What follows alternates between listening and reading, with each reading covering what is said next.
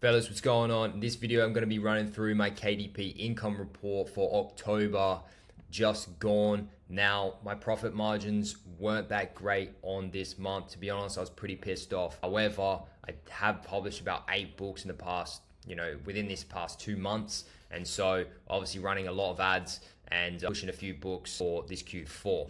So anyway, we'll go into it. I'm going through, what I made and what I'm looking at, and then also some things I've learned just after this month going forward. So overall, KDP account made $6,235. As you can see here, total books of 163, and you've got the period here. So to be honest, very similar to last year. I would have hoped that it'd be a bit higher than last year. However, it is what it is. October was pretty dry last year, and once again, it is pretty dry this year as well. Next thing with the numbers and the ad spend, I spent $4,158 on ads, so only profiting just over 2K, which is super low. Something that I'm pretty pissed off about, as I said. However, I've launched a lot of books and I went pretty heavy on ads, get a couple books ready and ranking well for November and December. So hopefully that goes through and happens the way I planned. Obviously, if you're launching a book and I've launched 8, you do need to give your books that, that energy in the beginning to be able to rank them, be prepared to lose some money so that, in the long run, they start making some, organic sales. So that's kind of where I'm at. In terms of my top 10 books, this is what I'm looking at. So no huge standout book that's making all the cash. It's decently even in the top 5 here, and then even in the top 10, that still, no crazy one book KDP accounts like you see. So yeah, pretty even across the board. Coming into Q4, this helps me, because obviously every book gets that boost and then they all come together and basically just compounds. Now, in terms of lessons I've learned, guys, honestly, genuinely think less is more in this business nowadays. You can publish as much as you want, but at the end of the day, you do end up losing a little bit of quality, and the main reason being is the fact that, depends on how many reviews you think you can get. Obviously, the more books you post, the more your reviews will spread out. Therefore, you get less reviews on each book.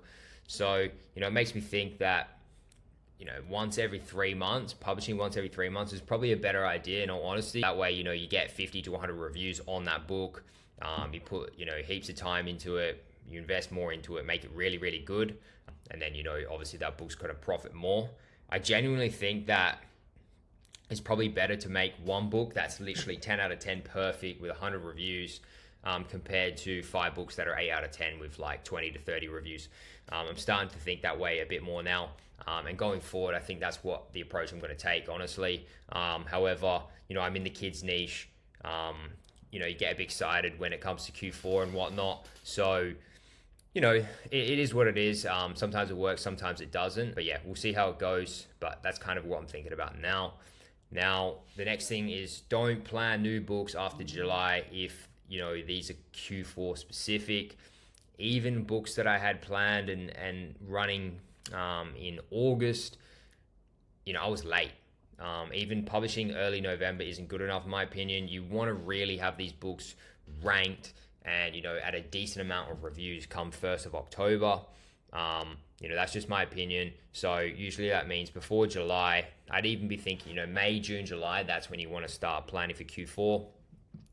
Investing strong in ads is all well and good, but I think there does come a point where it's just wasted money. I did outsource this service as well, and I think it's much better if you just go and do it yourself, to be completely honest with you, or if you train someone up cheaper to just manage all of it. Obviously making sure you know exactly what you're doing and you train them and have an SOP and whatnot. But yeah, with ads, there does come a point where you're kind of just wasting money and throwing money in the bin. And I learned that, the hard way as well. So not going too crazy. I think I'll notch things down a little bit. And then, yeah, as I said before, guys, published 8 books in 2 months. So, that's why ads are also higher than usual, because I'm literally launching a bunch of books and getting them off the ground. Now, in terms of my plan moving forward, guys, October was still a dry month this time last year, so I'm not that, down about it. It's quite normal. I think October isn't as high as is what people think usually. Now, I'm not really seeing the benefits in terms of continuing to publish in this niche that I'm currently in. As you know, I publish kids books, and there's a few things that I don't like about it. Now, one of those things is the prices. A lot of the time you're competing on price, and it becomes really annoying. When you start investing a lot on ads, it becomes like a lot harder to be able to do so when you're competing with people that have books at $7.99, $8.99, $9.99, this type of shit.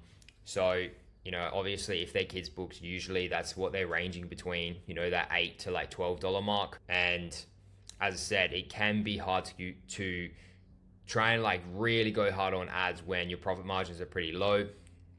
And then you got things like color and whatnot that sometimes have to be involved. So yeah, we'll see what happens. I'm planning maybe potentially getting into a different niche, something a little bit more towards higher prices and whatnot.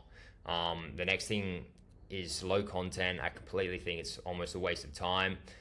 It's definitely a lot of potential there, but once again, the prices are just so low, you just end up competing on price.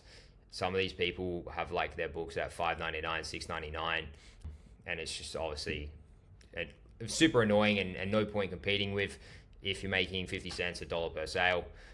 And then another thing with these kids books and these low content books and whatnot, it's like you got with the kids, you have your kid as the customer, but the person that you're selling is the parent.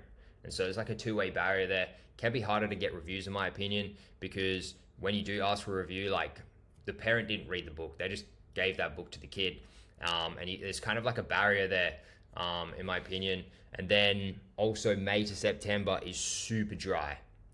Like the sales are very low. There's not much going on there in terms of the kids niche. So obviously you have your pros and your cons, and Q4 is crazy, but yeah, after that it's pretty dry. And then, yeah, as I said before, I might be publishing in a different niche soon, and potentially, I'm not sure whether I'm going to do it or not, but potentially I'm going to be documenting everything and even showing my keywords, how I run the, keyword research, how I set up the book, running book cover competitions, all of that. Like I'm literally thinking about starting this new brand and just documenting everything. Every single publisher is hiding their keywords and their brand for obvious reasons.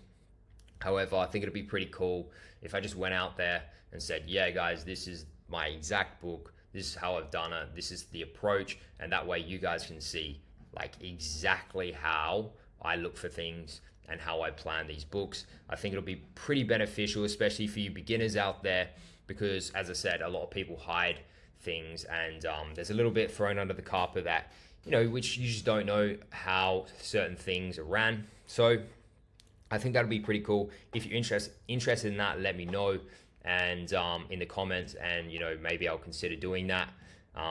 It's obviously a big deal because I'm throwing my niche out there, but at the same time, I don't really care. I think it's a pretty cool idea. So apart from that, guys, that's the income report. Hopefully November and December is much better than this. Obviously it's going to be, but yeah, as long as I beat last year, I'll be pretty happy. So yeah, stay tuned for the November and the December income reports. Thanks for watching the video. Any questions about KDP, throw them in the comments. Thanks for watching. I'll see you in the next. Peace.